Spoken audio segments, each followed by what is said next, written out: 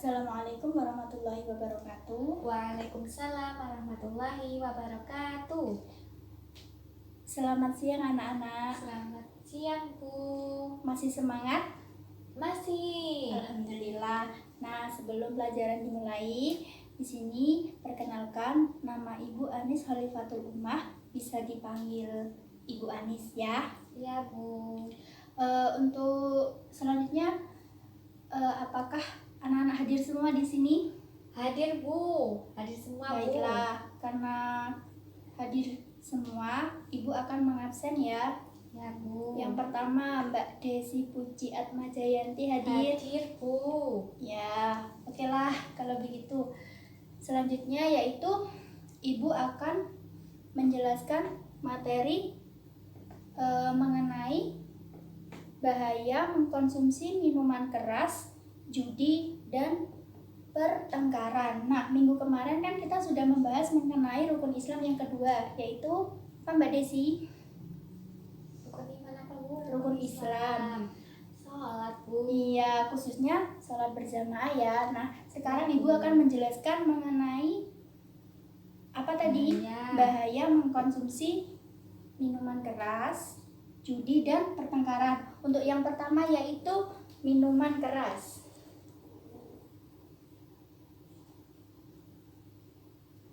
Nah, ada yang tahu anak-anak apa itu minuman keras? Minuman keras atau khamr. Ada yang tahu, Mbak Desi? Kurang tahu, Bu. Nah, jadi minuman keras ini adalah sejenis minuman yang mengandung alkohol. Apabila dikonsumsi oleh seseorang, itu hukumnya haram dan dilarang oleh agama Islam. Kenapa? Karena minuman khamr atau minuman keras ini termasuk kelompok apa? Kelompok sejenis minuman yang yang memabukkan. Untuk selanjutnya yaitu hukum meminum khamr. Terdapat pada Quran surat Al-Maidah ayat 90 yang berbunyi Bismillahirrahmanirrahim. Ya ayyuhalladzina amanu innamal khamru wal maisir wal ansabu wal azlamu rijzum min amali syaitan fajtanibuhu la'allakum tashkurun, yang artinya wahai orang-orang yang beriman, sesungguhnya minuman keras, berjudi atau berkurban untuk berhala dan mengundi nasib merupakan perbuatan setan, maka jauhilah perbuatan-perbuatan itu agar kamu beruntung. Jadi jelas ya anak-anak, di dalam Quran surat Al-Mu'minun Al-Maidah ayat 90 telah dijelaskan bahwasanya berjudi, meminum minuman keras, kemudian menyembah berhala itu termasuk perbuatan dosa besar. Iya. Untuk selanjutnya, next, dampak orang yang meminum minuman keras. Ini yang pertama. Yang kedua, dampak orang yang meminum Minuman keras. Ada yang tahu anak-anak apa dampaknya dari meminum minuman keras? Saya, Bu. Ya, monggo Mbak Desi, apa yang pertama? Yang pertama dampaknya yaitu mengkonsumsi minuman beralkohol dapat membuat seseorang menjadi mabuk dan menyebabkan seseorang mengalami sakit kepala. Nah, jadi dampak orang yang meminum minuman keras ini dapat merusak pertama apa? Badan. Iya, syaraf. Kenapa? Karena meminum minuman keras ini merupakan minuman yang diharamkan oleh agama dan juga mengandung alkohol, senyawa yang berbahaya yang dapat merusak anggota tubuh. Yang kedua yaitu berat badan menjadi naik. Kenapa? Karena minuman keras atau khamr ini mengandung kadar gula yang tinggi, jadi dapat menyebabkan orang menjadi mudah gemuk apabila mengkonsumsi minuman keras atau khamr. Untuk selanjutnya yaitu tekanan darah tinggi. Tekanan darah tinggi di sini maksudnya apa? Orang yang suka marah-marah. Iya, tapi dalam perspektif minuman keras. Jadi minuman keras di sini dapat membuat tekanan darah orang naik karena minuman beralkohol ini merupakan minuman yang sangat berbahaya ya bagi seseorang. Untuk selanjutnya yaitu next, cara menghindari minuman keras. Yang ketiga, cara menghindari minuman keras. Mbak Desi mungkin Saya bisa menyebutkan salah satu. Caranya yang pertama, mendekatkan diri kepada Allah. Nah, iya, yang pertama yaitu mendekatkan diri kepada Allah. Karena apa? Karena apabila orang yang mendekatkan diri kepada Allah, maka orang tersebut ketika mau melakukan kemaksiatan, apalagi mau meminum minuman keras, maka orang itu akan ingat, oh iya, bahwasanya meminum minuman keras ini hukumnya haram. Mendekati saja tidak boleh, apalagi sampai meminumnya. Yang kedua yaitu cara menghindari minuman keras, yaitu menjaga diri kita dari hal-hal yang sekiranya merusak diri dan tidak bermanfaat. Jadi kita itu harus menghindari sesuatu yang menimbulkan mudarat. Seperti minuman keras ini, kita tidak boleh mendekati saja tidak boleh, apalagi mengkonsumsinya ya.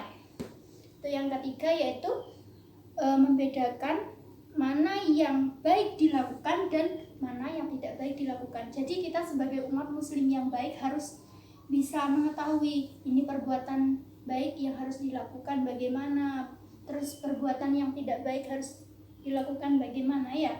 Jadi harus memahami mana yang baik dan mana yang buruk. Oke, yang terakhir menentukan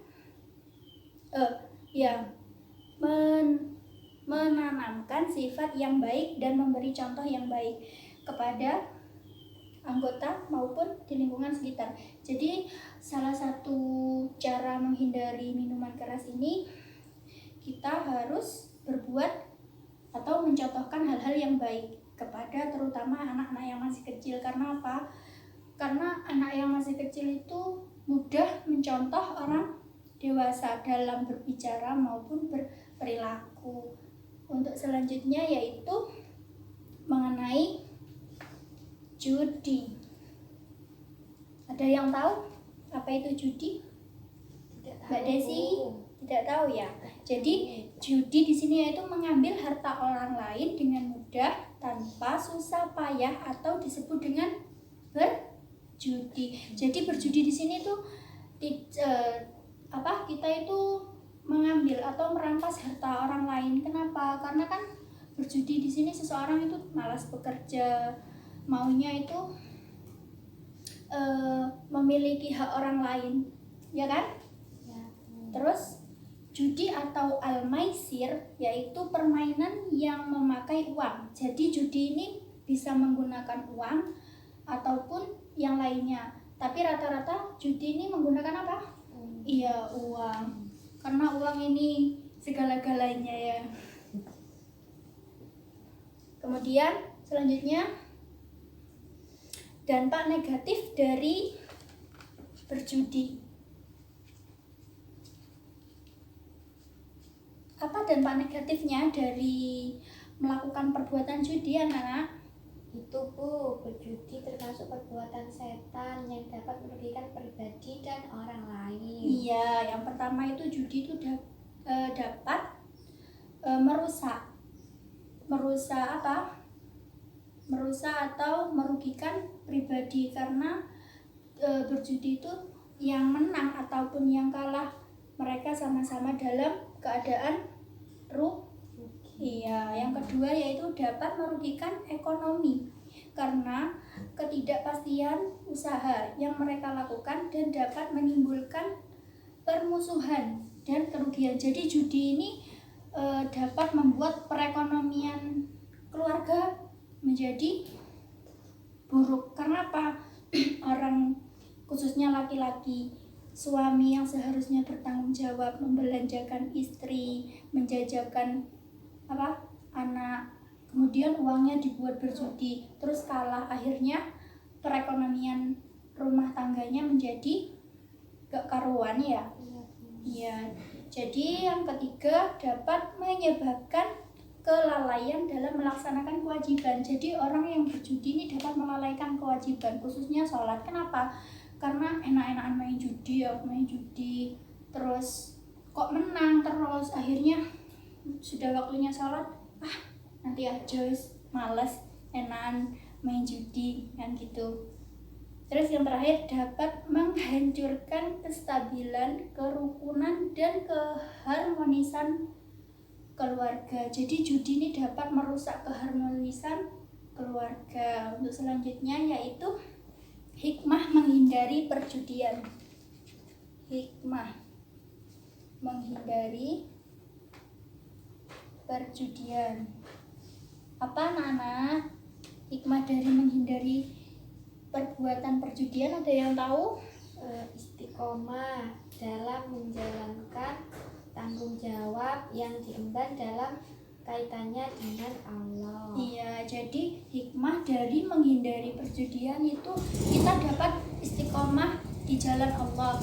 Misalkan mendapatkan rezeki, kemudian ingat, oh iya, saya kan mendapatkan rezeki ini halal, masa iya mau dibuat berjudi? Nanti bagaimana keluarga saya dalam memberikan makan kepada anak-anaknya? Seperti itu ya anak-anak. Yang kedua yaitu perekonomian keluarga akan menjadi stabil. Nah, hikmah dari menghindari perjudian di sini dapat menghidupkan perekonomian keluarga. Karena apa? Karena uangnya itu digunakan secara baik ya, tidak dibuat untuk berjudi. Jadi berjudi ini sangat merugikan sekali bagi orang yang melakukannya. Dan yang ketiga yaitu termotivasi untuk selalu mengamalkan agama atau berkarya. Jadi hikmah dari menghindari perjudian ini, seseorang dapat termotivasi untuk mengamalkan agama, memberikan nasihat kepada orang bahwa perbuatan judi itu seperti ini, dapat merusak keluarga, kemudian merusak perekonomian keluarga juga ya anak-anak. Untuk selanjutnya yaitu next, kekerasan. Ada yang tahu kekerasan itu apa? Mbak Desi? Nggak tahu ya? Tahu. Belum baca pasti ini. Iya, baik, di sini Bu akan menjelaskan kekerasan itu apa. Nah, kekerasan menurut Surjono yaitu penggunaan kekuatan fisik secara terhadap orang atau benda. Itu menurut salah satu keilmuan yaitu Surjono, dan yang kedua menurut Abdul Munir Mulkam, bahwasanya kekerasan di sini adalah tindakan fisik yang dilakukan oleh seseorang untuk melakukan atau merusak atau menghancurkan orang lain. Jadi kekerasan di sini itu tidak merusak fisik dalam arti menyakiti, misalkan memukul, terus membunuh, itu kan kekerasan, termasuk kekerasan. Ya, untuk selanjutnya yaitu faktor-faktor penyebab kekerasan. Nah, faktor-faktor penyebab kekerasan di sini terjadi karena, ada yang tahu anak-anak? Tidak tahu, Bu. Ada yang tahu? Tidak tahu, Bu. Tidak tahu ya. Jadi penyebab kekerasan di sini terdapat beberapa faktor. Yang pertama yaitu faktor internal. Ada yang tahu apa itu faktor internal? Tidak tahu, Bu. Nah, faktor internal ini biasanya si anak ini ketika berada di rumah mereka itu kuper. Ada yang tahu anak apa itu kuper? Kurang update tuh. Jadi kuper itu kurang pergaulan. Biasanya anak-anak yang kurang pergaulan itu kan cenderung pendiam, tiba-tiba menjadi anak yang suka kekerasan. Nah, kemudian yang kedua itu yaitu faktor keluarga. Nah, biasanya anak-anak yang melakukan kekerasan ini yang dipengaruhi oleh faktor keluarga, yaitu biasanya karena anak itu mengalami broken home, perceraian kedua orang tuanya. Kemudian ada lagi yaitu karena mungkin melihat orang tuanya itu sering melakukan kekerasan ya, jadi anak itu secara psikologi dipengaruhi. Jadi psikologinya anak tersebut itu karena sering melihat orang tuanya bertengkar, kemudian mungkin ayahnya itu memukul, jadi anak itu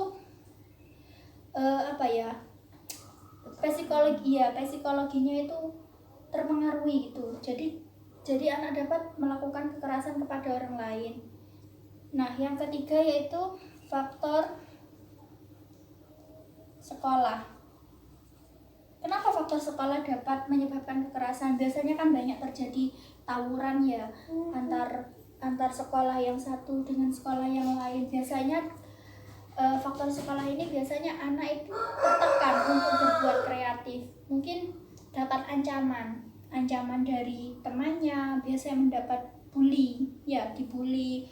Akhirnya banyak anak di bawah umur itu melakukan kekerasan, bahkan terjadi pembunuhan. Untuk selanjutnya yaitu faktor lingkungan. Ada yang tahu anak-anak maksudnya faktor lingkungan di sini apa? Kurang tahu tuh. Ya, jadi faktor lingkungan di sini salah satu faktor yang menyebabkan kekerasan. Biasanya karena di lingkungannya mereka itu bergaul dengan anak-anak yang geng motor atau anak-anak yang suka main di jalan, biasanya itu terpengaruhi. Dan juga faktor lingkungan, mungkin di lingkungan tempat tinggalnya itu mayoritas mungkin atau lingkungannya itu suka kekerasan ya. Paham anak-anak apa yang Ibu jelaskan dari awal mengenai minuman keras atau khamr, kemudian berjudi dan kekerasan? Mungkin ada yang ingin ditanyakan? Sudah, Bu. Sudah paham? Ya. Oke, kalau sudah paham, Ibu di sini akan bertanya ya. Apa tadi pengertian dari minuman keras, Mbak Desi? Minuman keras adalah minuman yang memabukkan, Bu. Iya, yang minuman keras ini terdapat kandungan apa tadi? Terdapat kandungan senyawa. Iya. Yang mematikan. Yang dapat merusak anggota tubuh. Iya. Berarti sudah paham ya dari ketiga ini, dari minuman keras, judi dan kekerasan? Insya Allah Bu sudah paham. Baiklah, kalau sudah paham akan Ibu cukupkan. Nanti kita lanjutkan minggu depan ya yang akan datang. Ibu akan menjelaskan lebih spesifik lagi. Baiklah, apabila ada salah kata maupun perlakuan mohon dimaafkan nggih. Iya Bu. Sebelum Ibu akhiri, terlebih dahulu kita berdoa. Berdoa dimulai. Bismillahirrahmanirrahim. Subhanakallahumma wa bihamdika asyhadu an la ilaha illa anta astaghfiruka wa atubu ilaik. Alhamdulillahirabbil alamin. Akhirul kalam, saya ucapkan wassalamualaikum warahmatullahi wabarakatuh. Waalaikumsalam warahmatullahi wabarakatuh.